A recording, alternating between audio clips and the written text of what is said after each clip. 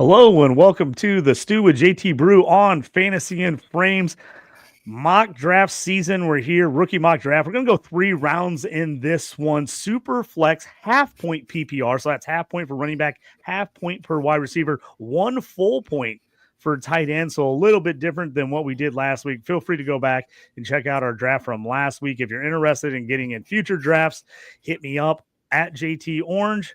You can get me over there to say, hey, I want to get in the drafts, and we'll put you in there and get you going. Got a couple cool guys to help me out with it tonight. Let's get this thing started. You're in the stew. You up on trades and why you move, you ain't designed to lose. Find you jumping over seemingly nothing, racking up points, makes the game a little more fun to watch. Can drop release, we started with the mock draft and now we making a mockery of the leaderboard. Quite obviously not a scrub, so start an institute, make evaluations like a commissioner do. It's to the point your wife make you watch in a different room. Update your roster and pick and choose when you get some news. Not much that we enjoy more than sifting through through new statistics to make it to our end zones through different routes. Universities, institutes, down to homies who click in groups. I introduce you to the Stew with JT Brew.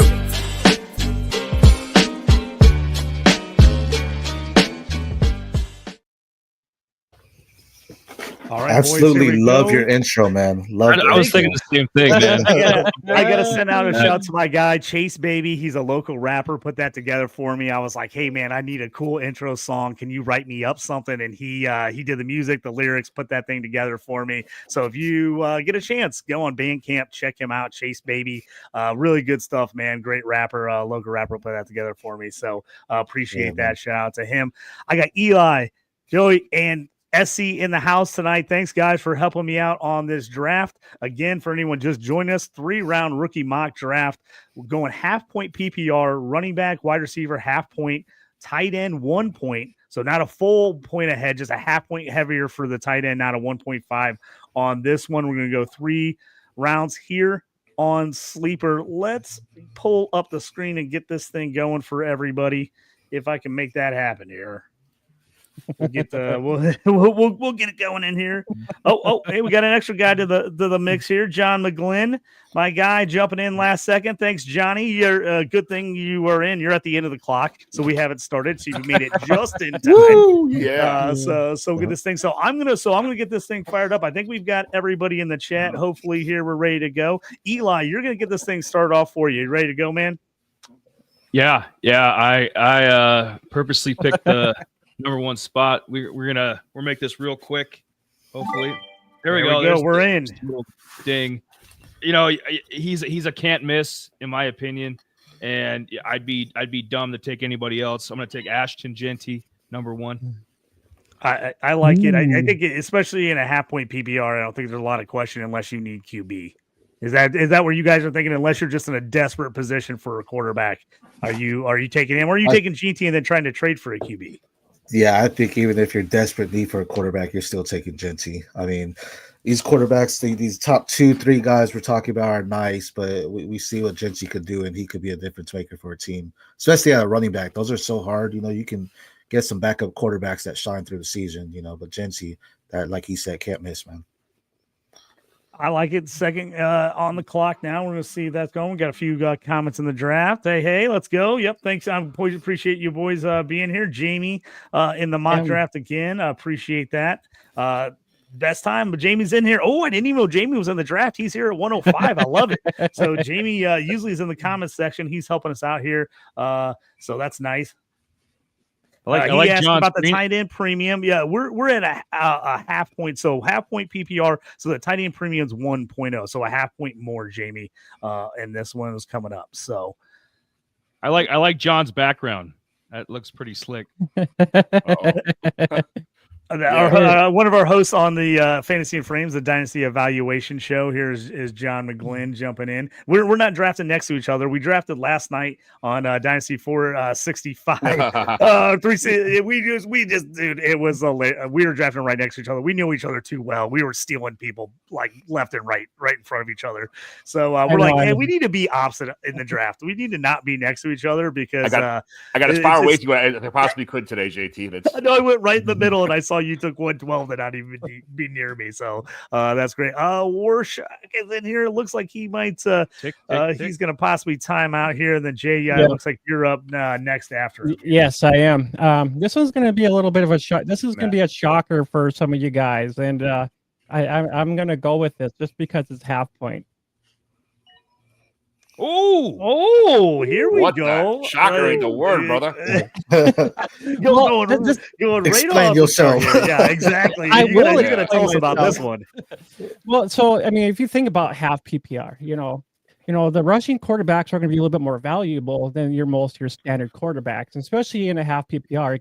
Quarterbacks that are more on the rushing side, they're going to have a little bit more value in a half point PPR setting. So like Jackson and your Murrays and stuff like that are going to be a little bit more valuable in a setting like this.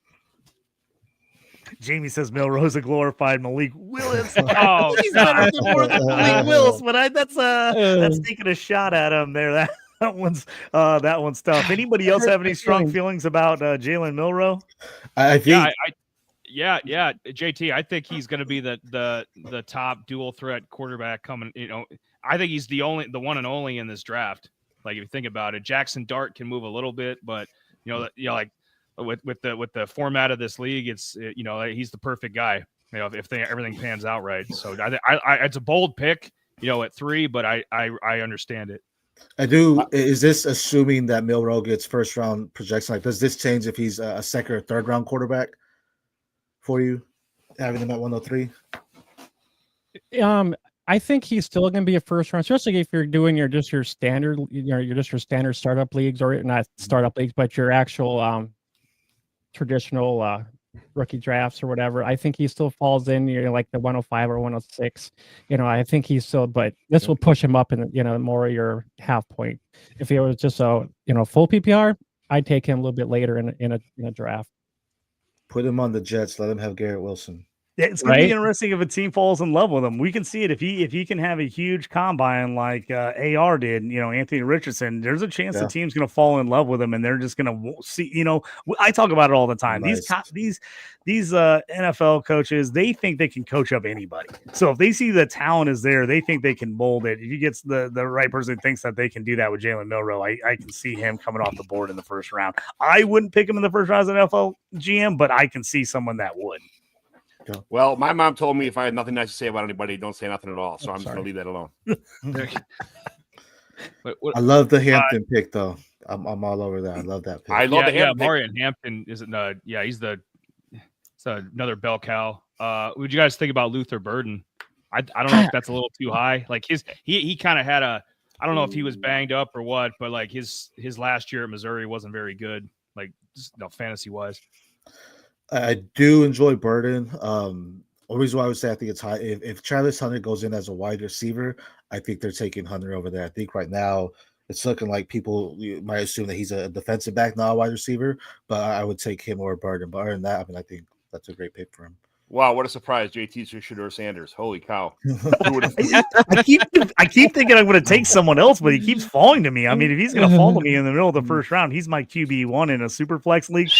I love Burden. I love some of these other guys, but if he's going to get to me at 1-6, it's hard for me. It's going to be hard for me to pass him up in any league in the middle of the first round. Interesting. Cam goes right after Shedeur, and then Igbuka. I was in a draft. I got a book at 201 and 202 the last couple of days, and it was a full point PPR, which I thought was nuts, but I'll take it.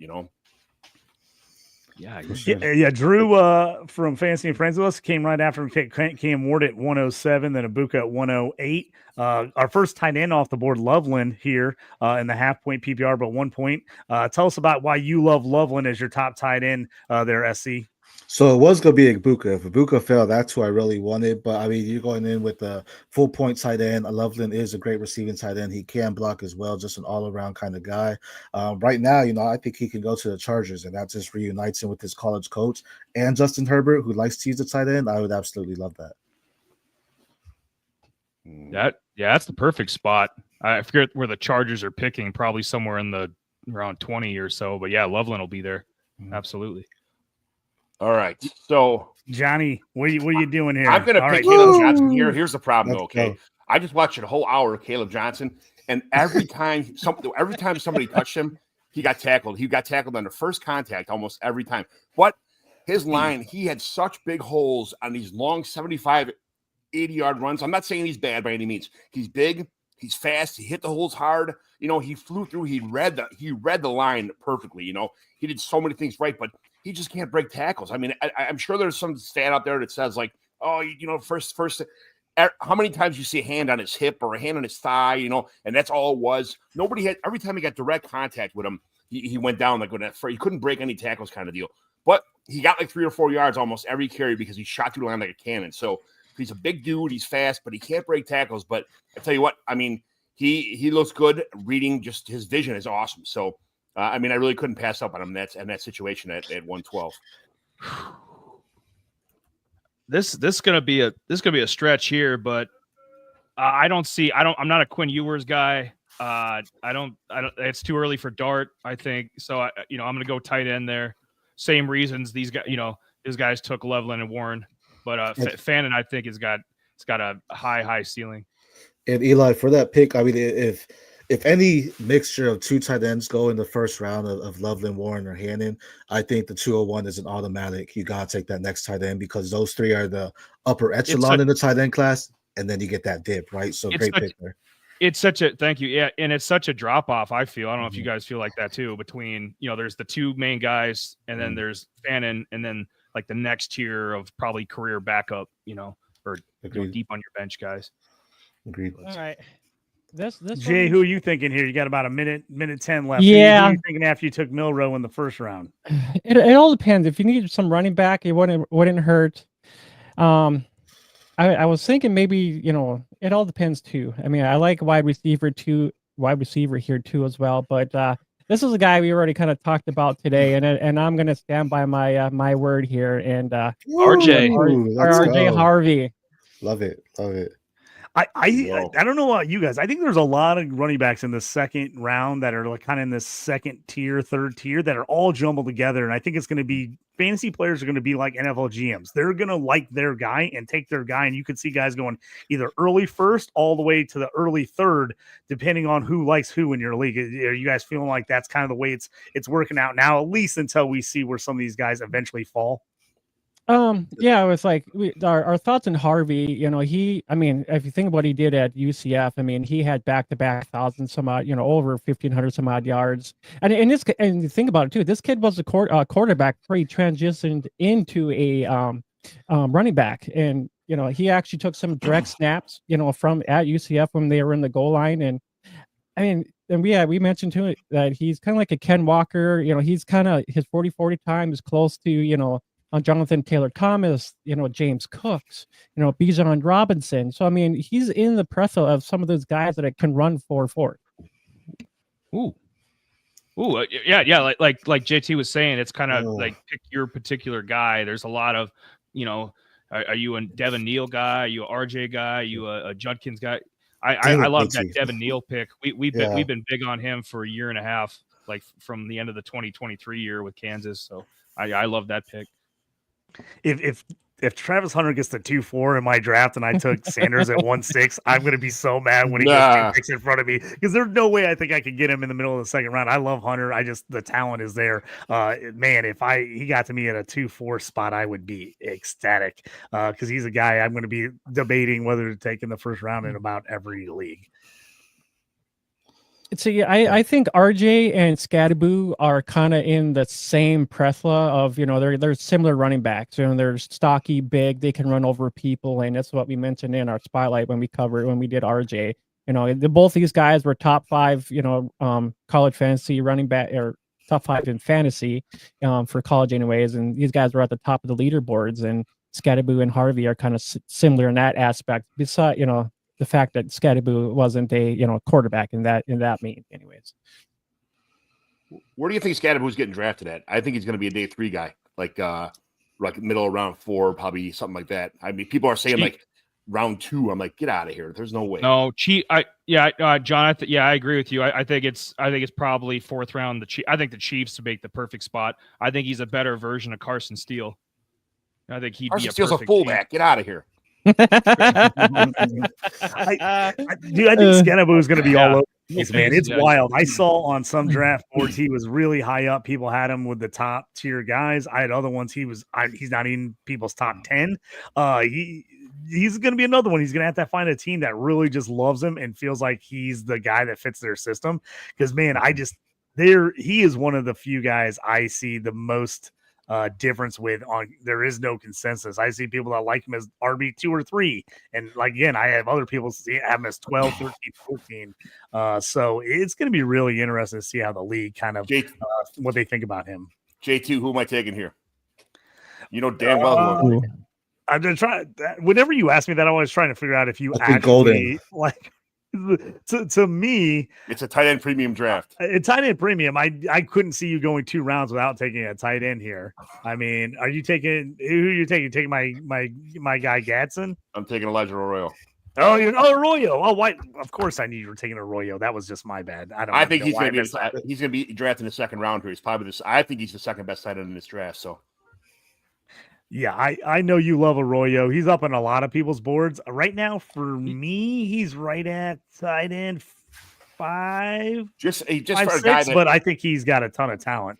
Yes, I think just the fact of the matter that he didn't get on the field a lot. He was hurt a lot. He didn't get, he doesn't have a lot of stats.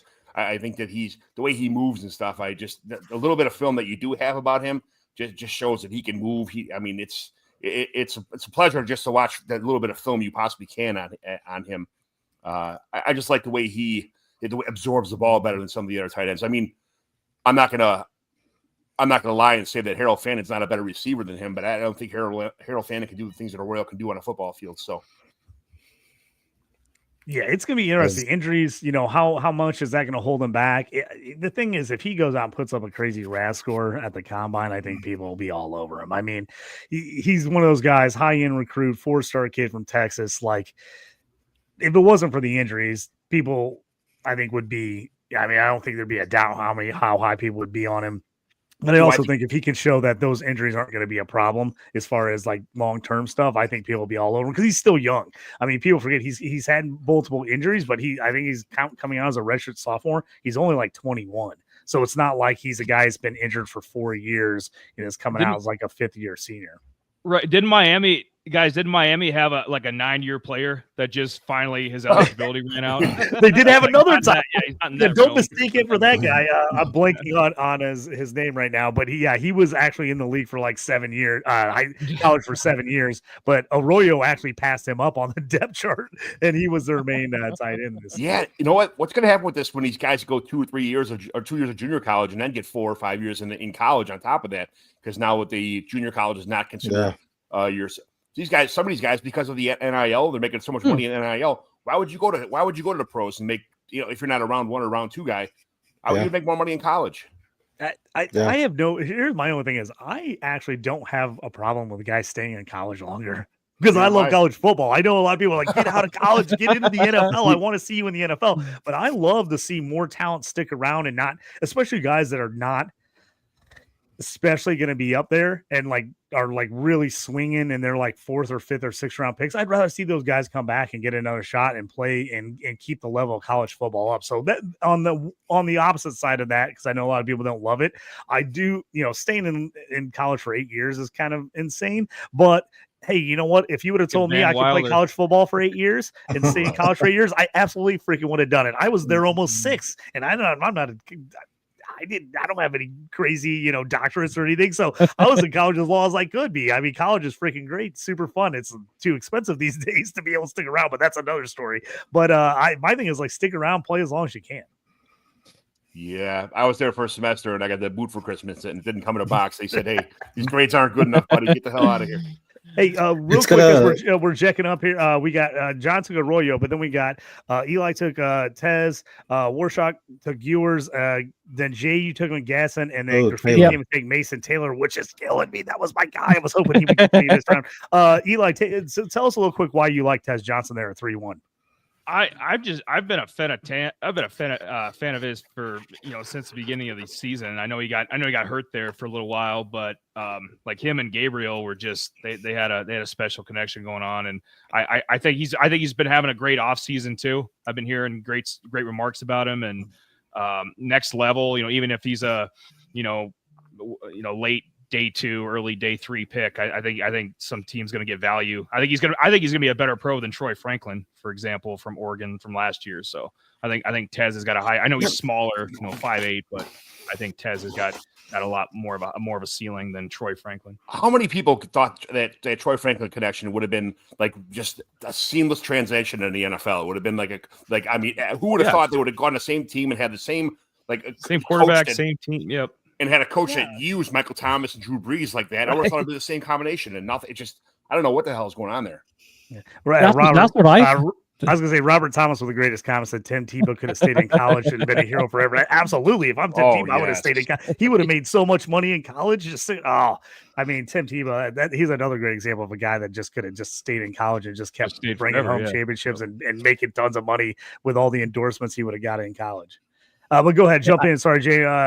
Jump back in and say what you were saying, Jay. Oh no, I was just going to say too. I mean, I was hoping Franklin and Nix was going to have that report going on. Being on the same team as well. I thought that was going to happen too, but that actually never even. They had maybe a couple moments here and there, but we had Devon Vele who popped in there a little bit more over Troy Franklin and whatnot. So I don't know. I just thought that the Broncos offense was just kind of a mess. It was all kind of scatterbrained. We didn't really know who was, number 1, number 2, number 3. So it was all kind of all over the place in my eyes. But what about the Gadsden pick? I was about to say something before you had mentioned that. That's another. If he was still available at my spot, I don't care if I would have had 2 tight ends in a rookie draft. I would have picked him over there. But that's a great pick.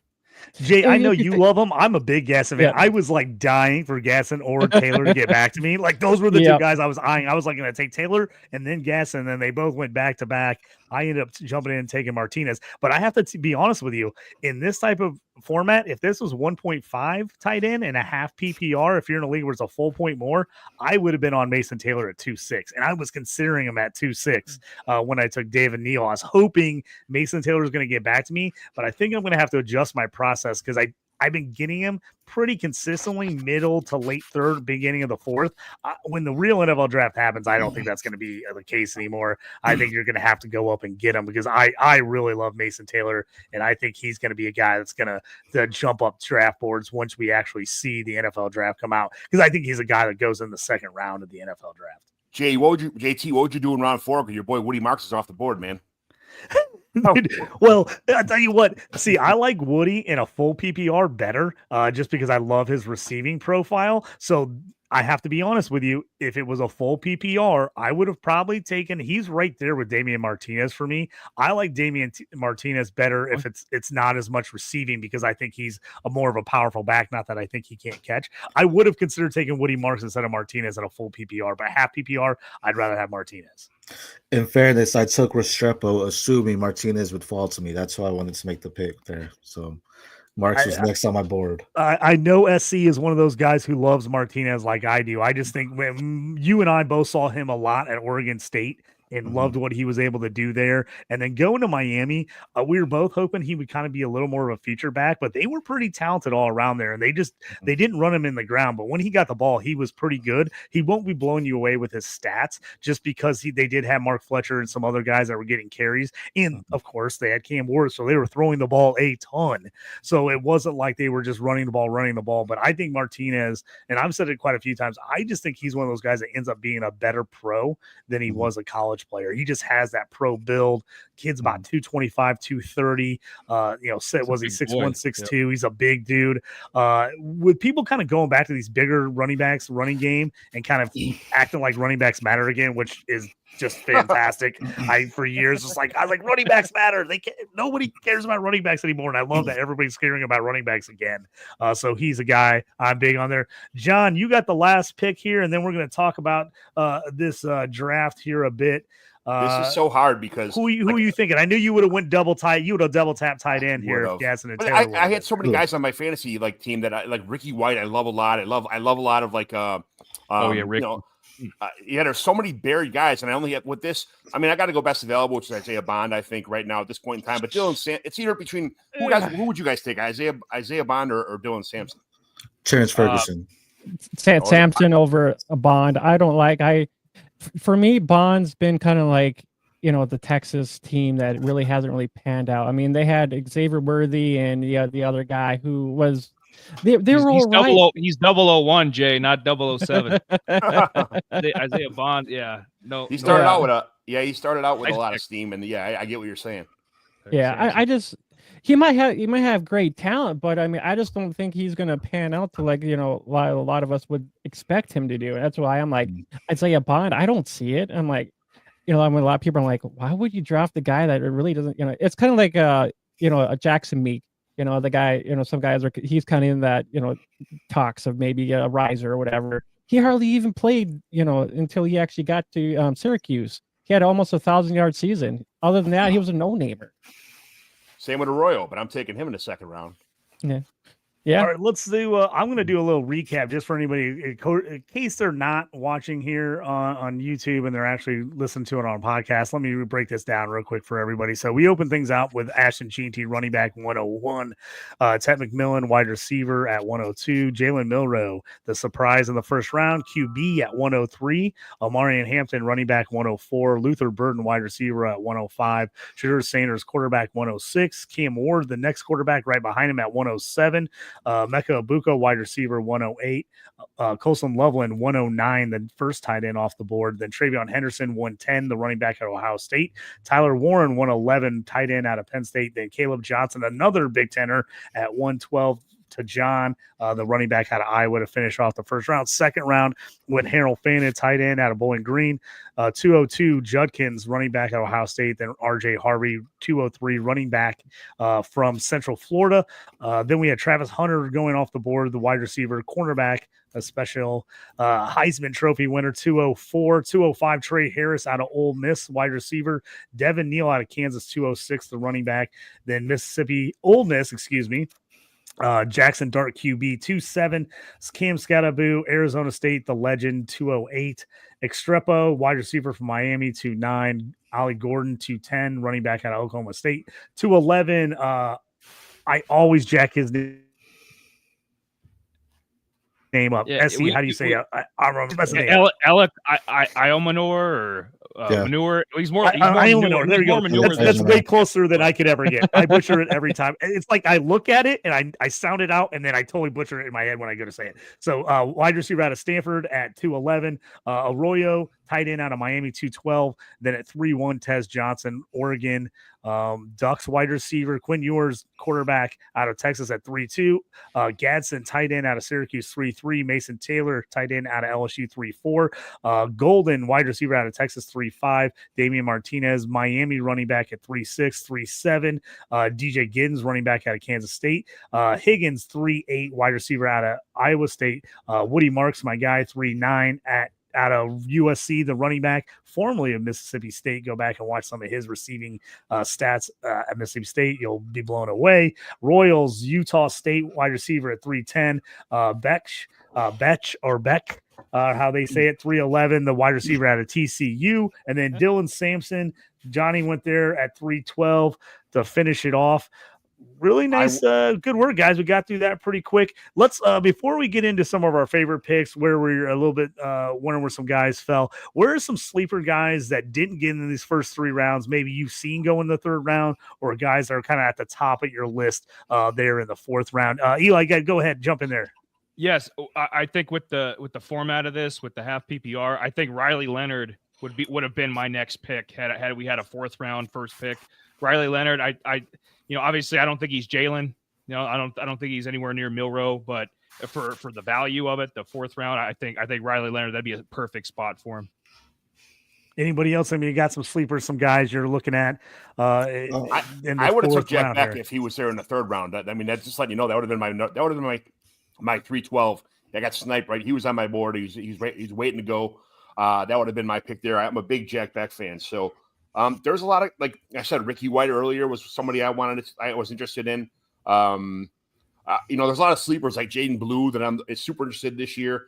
And then guys like Nick Nash, he absolutely loved, and but he's already like 27 years old, so you can't take him into the pros because he's not going to last very long. But there's guys that are good in the college level that I don't think are going to pan out in the NFL. But there's a lot of good players left in this rookie in this rookie. How do you call it? In this draft class, I agree. Yeah. I mean, I think there's a ton of guys I'm going to be waiting on within. You always hear people like, "Hey, first, second round, only thing that really matters." Third, fourth, fifth round, man. There's going to be guys I'm going to be like, hold my breath for. Like, please let that guy get to me, because there's a lot of guys. It's just such a deep draft. There's a lot of guys. I know. SC, you brought it up earlier in the third round. A guy that's getting not talked about whatsoever, but I think could be a pretty good pro, but it's such a deep class. What about Ferguson from Oregon, the tight end? Yeah, no, I absolutely love Ferguson. I think he is getting slept on as a tight end. He's a great receiving back. He can also block. He's not as good as your top tight ends when it comes to blocking, but he can do it all too, man. And I absolutely loved him. In a great scheme, he can definitely be someone that gets there. Someone not on the board that's not even in sleeper right now that I know will be probably a second-round pick and the second, early third is Jalen Noel. Wow. I mean, you talk about a wide receiver that has it. Yes. He's someone that, I consistently see getting more people on his wagon, and he's just going to be a great prospect to watch out for, especially at the combine. I think he's about to kill it. He's going to go in there and do some great things. And also, the combine, for me, I don't know about for y'all, but I know for a lot of people, the combine caused Bucky Irvin's stock to drop. Oregon has another running back coming out in Jordan James that has some great contact balance. He's not as smooth, as slippery as Bucky Irvin, but he still is a good running back in space as well, and he does have some speed to him. So Jordan James, I wouldn't be surprised if he moves up the draft board and we see him in the third round as well. Anybody eyeballing Savion Williams right at all? Because he just said athletic freak. The guy benches more than me. He jumps a foot in the air. 5 feet in the air. He can squat like 600 pounds. It's for a wide receiver. It's absolutely 6'5", 230 pounds, and he runs like a 4.40. I mean, it's just an absolute unit. But again, I think he's more of an athlete than a football player. Yeah, he sounds like a bigger version of DK Metcalf from what you're on paper or whatnot. But like, I don't know. Me and Jamie have the same opinion about the TCU guys. It's Quentin Johnson scares me. Yeah, same thing with Besh. Like Besh be my concern with him too. It's that TCU thing. I know Johnston had a decent year with the Chargers and Bateman. They caught 8 touchdowns and stuff, but they tend to not pan out. So I don't know. I'd stay away from Savion Williams and Besh. No, the hype that Johnson had, I mean, I'm off of Williams because of that. I'm like, I tried the experience with TCU wide receivers. I'm gonna pass this time around. So yeah, it was funny because when we did our preview last year on some of those, I'm like, I just look back at all the TCU wide receivers, and each one of them was a first rounder, and they didn't pan out. And I'm like, is Quentin Johnson going to be another one of these guys that just taken in the first round and just vanishes? And I'm hoping Beck, it ends up maybe a second round kind of guy, and he does not fall off the board. He just doesn't land anywhere. It's just like, or not land anywhere, but just vanishes. You know what I mean? Yeah. A couple of my guys, sleepers, are squeezing back up into this third round. Something like Woody Marks is a guy I like a lot. I've talked about him a lot. LaQuinn Allen, not in the system right now. The running back out of Syracuse is a guy I really like his receiving profile. I think he has a shot to move up the board. It'll be interesting. SC, I think you brought up a pretty good point, and I actually had this conversation with someone on X the other day. Devin Neal is a guy that's just a really good football player, but he doesn't blow you away with any of the metrics. He's a guy I feel like could be a Bucky Irvin, where people are finally starting to come to him. They're starting to like him. They're like, oh, I like this guy. I could see a Devin Neal maybe going to the combine and not putting up great numbers and then having a little bit of that drop like Bucky. I have to tell you, I was one of the people that blew it on Bucky last year. I loved Bucky coming in, and I way overreacted to the combine. I mean, I was like, oh, I don't know if I can take him, man. He's slow. No one's going to give him a shot. And I just ignored everything that I saw on tape, which I loved him on tape. He was one of my top 4 running backs in last year's draft class. And then all of a sudden he dropped to running back 7 or 8 for me after the draft. So that's something to keep in mind when you're talking about these things. Like, I love Devin Neal. If he drops a little bit because he isn't great at the combine, I'm going to know because of Bucky Irvin last year not to overreact because the guy's just a good football player. I think you're going to see some of those things maybe with like a Cam Scatterbo as well. Like he's a guy that's probably not going to blow you away at the combine, but he's another guy that's just a tough, good football player. So it's going to be interesting to see what some of these smaller running backs, what they run. And if some of these bigger running backs like Ollie Gordon and Martinez run pretty good times and put up some pretty big RAS scores for how big they are, it'll be interesting to see if people kind of change course and say, hey, I am willing to take a bigger running back as opposed to a catching receiving back. Because I don't know what you guys feel, but I feel like there's a big mix of running backs. Not only there's a ton of good running backs, but it's a mix of smaller guys that can catch,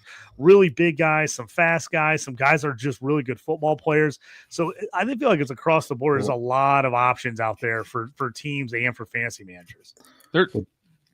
Yeah, man, there's a lot of variety. It's like pick your it's like Baskin Robbins, pick your flavor. What kind of you want. 100%. And like, I don't know, what do you guys think? You were mentioning Ollie Gordon. Like, what do you guys think happened this year? Like, me and Jay were like, because he ended up having 13 rushing touchdowns, which is, he started the year slow as hell, had like under 900 yards rushing. Do you guys know, was it an offensive line issue or he wasn't bouncing off the tackles as efficient as he was the year before. Like, yes, the year before, it looked like he was invincible. Like he was the thing from Fantastic Four, just running through everybody. This year, it was like he was the thing, but he just crumbled and someone tackled him.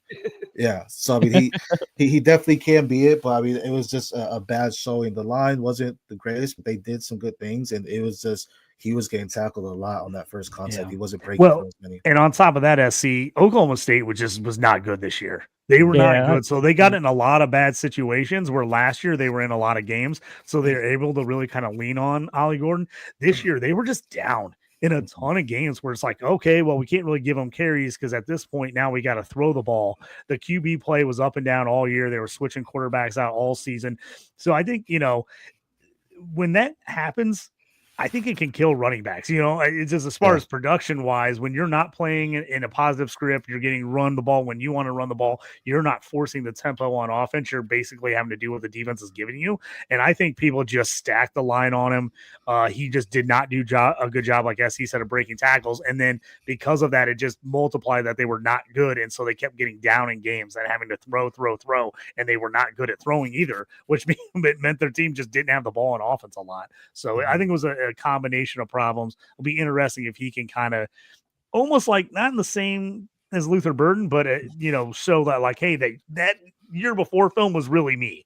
Last year wasn't my best showing. Luther Burden the same way. I'm a big Mizzou guy.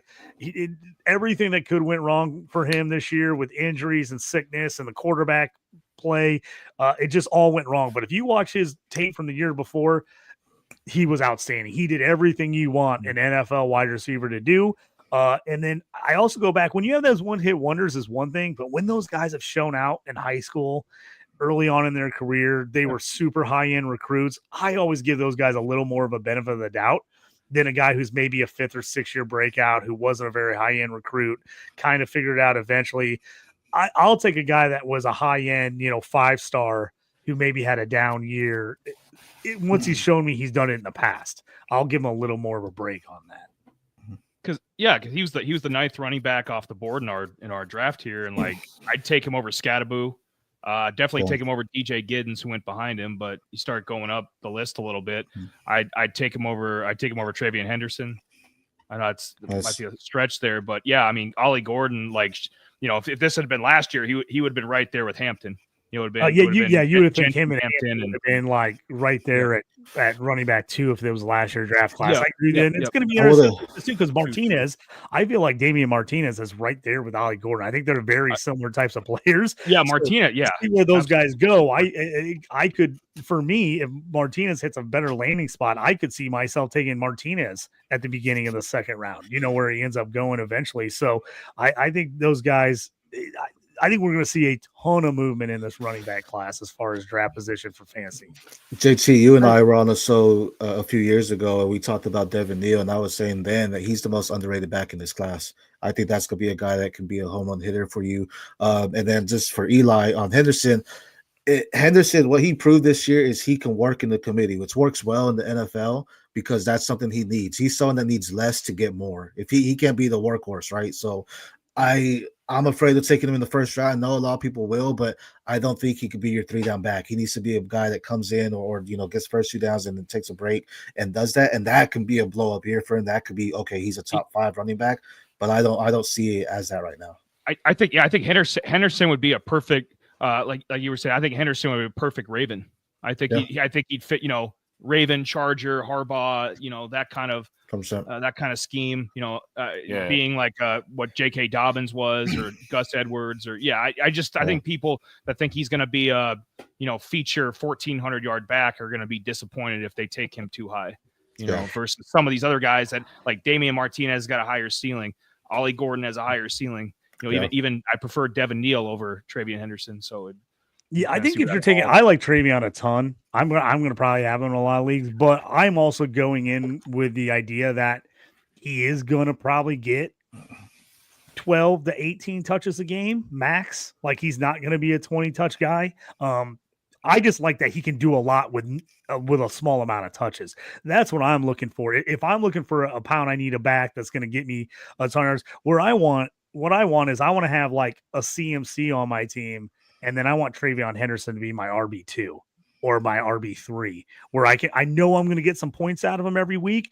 If he busts a big one, he's going to get me a good score, but I'm not counting on him as my RB1. If Travion Henderson's your RB1, that's where I'm struggling to take him. If like I'm taking him and be like, oh, he's going to be my bell cow back as far as fantasy wise is concerned, I just don't think he's going to be that consistent guy week to week. I think he's going to consistently get you double digit points, but you just aren't going to be able to rely on a million carries out of him. And then Jamie, I have to bring this up. He said JT still giving Darrell Green Beckham a chance. Had to throw it in there. The Missouri hate. Oh, killed me. That's a guy that we could go back and needs to be a 30 for 30 on how he blew his career. Oh my God, such talent for him. I have to tell you, I'm hoping that the Missouri curse doesn't go over to Luther, because man, they've had a lot of curses whenever they get a top 5 player in the nation, basketball, football wise, that those players end up falling apart. Luther, I don't think is going to happen to him. But yeah, Darrell Green Beckham, man. Oh, I kept taking him in fantasy leagues going, hey, he's just going to get it together. He's going to get together. He was like Martavius Bryant for me. I had Martavius Bryant everywhere too. It was like, he's going to eventually pull together. I was believing in the talent, and then eventually I had to let go, years and years later when I was just like, all right, this guy's never going to play. He's just filling up spots on my dynasty rosters. Luther Burden was a stud in St. Louis, though. Oh, it was absolutely. I mean, Darrell Green Beckham led the nation in receiving touchdowns, but he also played in Southern Missouri, not in East St. Louis. But speaking of a couple sleeper guys, I'm going to keep an eye on is Merritt from the Lobes, but transferred from Arizona. He had over 1,000-yard season before he got injured here with Arizona this last year. Chisholm the third, FCS level guy. He surpassed Cooper Kupp's record down there. And then maybe Trey Stewart is another guy. He, Jackson State, and he really tore it up down there too as well. Looked pretty dang good too as well. And then the last one I'm going to say is Webster from Colorado. He was a transfer from Liberty, and he actually had a nice outing here with Colorado this year. Did you guys catch a bunch of the East West Run game? Oh, sorry, well, JT. I was going to say real quick, Wester, no problem. I was going to say Wester transfer from Florida Atlantic, where he led the nation receiving. Yeah. Wester's a guy I've been seeing a lot where maybe he's like a 5th, 6th, 7th round guy. If he goes to somebody, he's a guy I'm going to stash. I like him. I like Wester a lot. I really, really do. I watched a ton of Colorado this year. I think he could make it on an NFL roster and actually be a solid player. So he's a guy I like. And John earlier mentioned Ricky White out of UNLV. I want to see Ricky White on somewhere good. I think he could be. I think he's highly, highly underrated. Absolute horrible quarterback play at UNLV, and he still put up numbers. So, go ahead and say what you were saying about East West. I was going to say he made Matt Sluka and Hodge Malik Williams. He made them look, like they were Heisman contenders. Ricky White's awesome. Say it, Maivia. Yeah. I mean, last you year, guys catch any of the East West Shrine Bowl game? Because I think those are some of the guys Jamie was mentioning. Chisholm from Eastern Washington and LeJontay Wester from Colorado. Did you guys catch a lot of that, or the Senior Bowl? I watched a decent amount. I always try to watch those games. I'm actually, as someone who just is a huge football fan, I am so psyched that those things are becoming big and that now everyone's going to them. Because I tell you what, guys, I was getting really tired of everyone skipping everything but their pro day. Like everyone being like, "Oh, I'm only going to work out at my pro day." I was like, dude, this is your chance to shine. It was like everybody was hiding. Like, oh, I just don't want to do anything that's going to look bad. So everyone would just do their pro day. I'm pumped about how big this has gotten. All these games where everybody's going down, because I think it makes a huge difference when a college coach or a pro coach is out there coaching you, and then you have those guys be able to watch you for a whole week at practice, as opposed to one set pro day where you're basically doing the bare minimum and they're running just the routes and the things that they know you're going to look good at. Like, because they know you, because your college coaches were like, oh, this is what he can do. So they're trying to highlight to make you look good, which they should do that. But I am pumped. I'm hoping this year for the combine, we haven't seen the full list yet.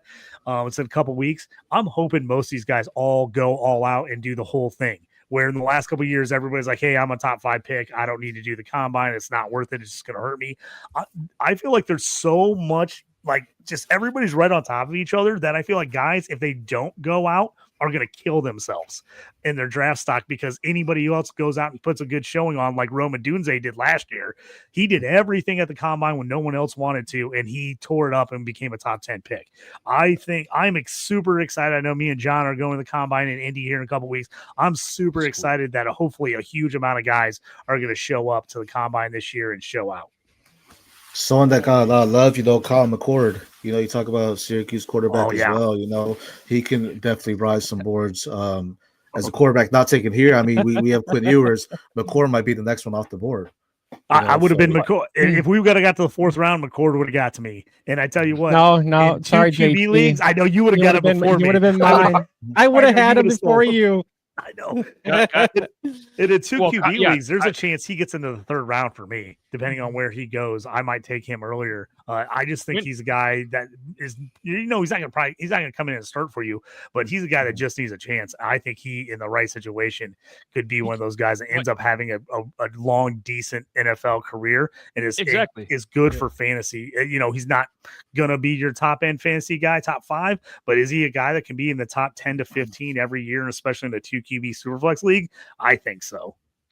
And JT and everybody else too, like, why couldn't he come in and be an Aiden O'Connell? Like, why couldn't he come in and best case scenario? Totally agree. Best case scenario, like Jamie and like we were saying, best case scenario, Kirk Cousins, Dak, 4th round guys, even Russell Wilson, 3rd round guy. Like, why couldn't he come in or Brock Purdy got the job halfway through the year with some injuries, and 7th round guy, and guys about to be paid $200 million. So, like, I don't know. Quinn Ewers, I think, is junk. I think I think McCord should have gone ahead of him. Riley Leonard should have gone ahead of him. Just in this. Two thumbs down for Quinn Ewers. Not a fan. Yeah, man. Dude, this is so funny to me. This is so funny to me that everybody's coming on this train, because I felt like I was the only person that liked Kyle McCord, like 3 months ago. Like, I was the only person talking about him, and then I was like, I just don't get Ewers. I don't understand it. I've watched him a ton. I just don't love it. I like McCord, and everybody was just ripping me. Like, how could you like Jackson Dart and Kyle McCord better than Ewers and these other guys? And I was like, man, I just do. I was like, maybe I look like an idiot in a couple months or a year or two, but I was like, I just do. And I just think it's wild how many people I see online are like, oh, Jackson Dart, Kyle McCord. And all of a sudden people are like talking them up, and I'm like, everyone likes them and doesn't like Ewers. I was like, I felt like I was on an island for a long time, and I feel like everybody's jumping on the island. It's kind of funny. Yeah, I mean, vindication for you. So here's a quick. If we want to talk about real vindication, me and SC, a couple years ago we did a Devy show, and we talked about college football players and Devy and where we take guys. We were the only 2 people on Sugar Sanders 2 years ago. I mean, we were the only 2 people on Sugar Sanders 2 years ago when he transferred from Jackson State to Colorado. We told everybody, you should be picking this guy up. And Devy, he has a potential in 2 years to be QB1. We got laughed at people are like, you're ridiculous. He just played at Jackson State and acted like he was like never going to be anything. And me and SC were the only two guys that were like, had him in our top 5 QBs. And we're like, in 2 years, if he sticks around for 1 year, we said he could even go second, third round after his first year at Colorado. And this is before he even played at Colorado. But we said if he sticks around 2 years, I think he could be QB1 in this draft class. And people looked at us like we were crazy. So SC, I just want to say thanks, man. You were the only other guy that had my back with that. All right. So quick question here, quick. So would you guys rather have Kyle McCord rather than like a Will Rogers, a Brady Cook, a Seth Hennigan, a Max Brosmer? Yes. I mean, these are just, and these are just guys that are, below Kyle McCord, So, I mean, I would probably take him over Will Howard too. I mean, that's just me. I'd like Kyle McCord over Will Howard. I would take him over Will Howard. I mean, right now I've got Sanders as my QB1, Ward's my QB2. I've got Dart and McCord, like honestly, right on top of each other. Probably Dart 3, McCord 4. I'm at those guys, and I'm probably just on the fact that I think the NFL would take him and give him a shot. I've got Milroe at 5, but I think I just think he, but I think he, to me, I like those guys as better QBs. Fantasy wise, if you're going to take a shot on the guy, why wouldn't you take a shot on Milroe if he ends up hitting?